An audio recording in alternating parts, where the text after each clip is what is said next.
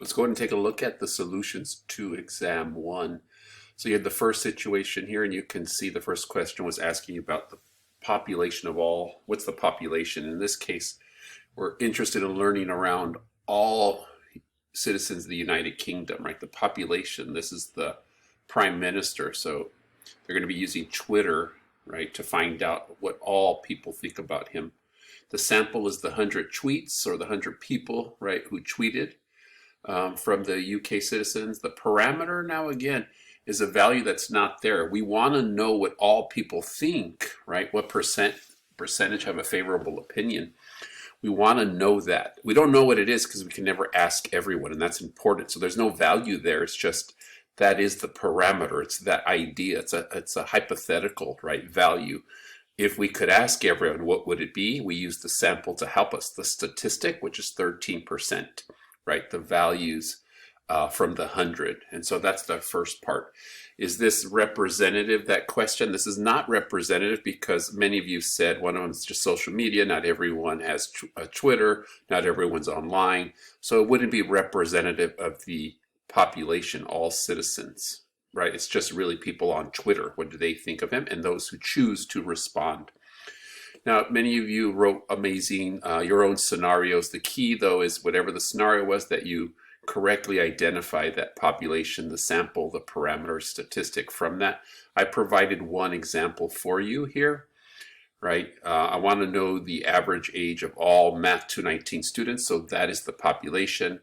I randomly select 5 students from our class, right? Because you're in Math 219, ask you for your age. The 5 students are the sample. The parameter is the average of all 219 students. The statistic, in this case, not statistic, the statistics would be the average age of the sample of the students. Okay, let's go to question number 2. Question number 2 was a z-score question where you had to do this calculation here, so take a look. It's the mean, the value minus the mean divided by the standard deviation.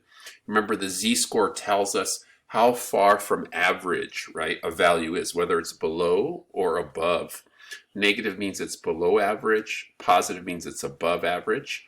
And in this case, the 1.5 means that it's further away from average. So that's more unusual, the further you're away from average. Now, some of you mentioned about 2 standard deviations. You're right, none of them are.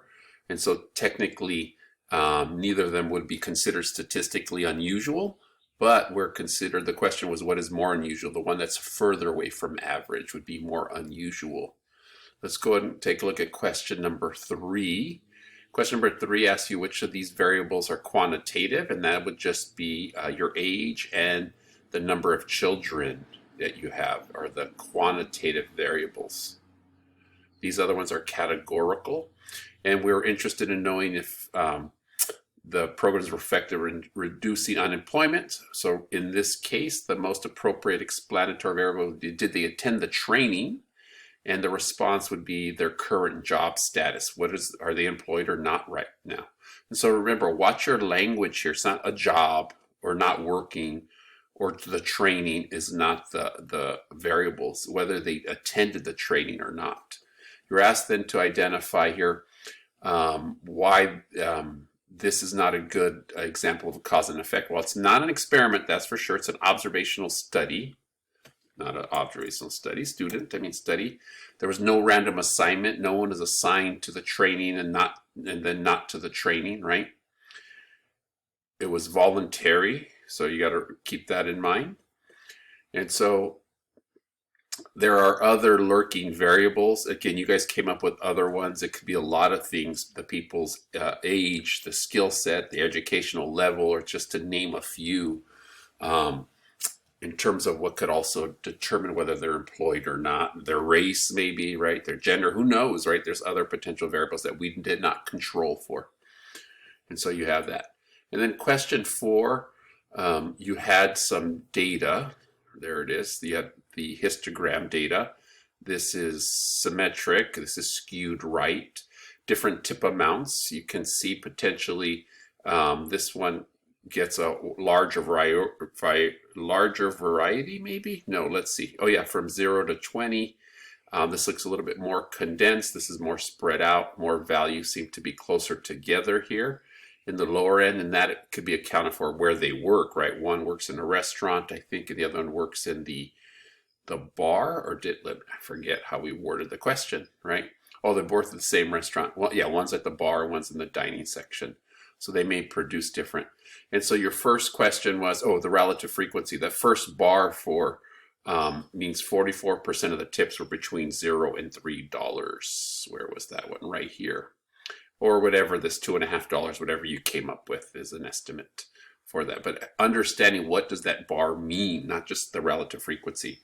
And in this case, since the data was skewed for Gabby's tips, let's say Gabby's right here. There's Gabby's tips. If a 10 became 100, then you would have an outlier. And since the data skewed already, that outlier already is then going to have an effect. The mean would increase because the mean is sensitive to outliers. The median is resistant, so it would stay the same.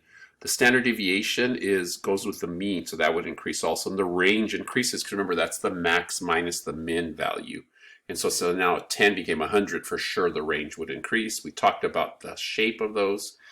And then you can describe, right, the distribution, where the center is, how much spread there is. There's a lot of different ways to do that. So hopefully that helps you. I'll put this back up again. Hopefully that helps you in understanding where you may have to review your exam, where you miss something. Of course, if any issues, let me know, and I can answer questions.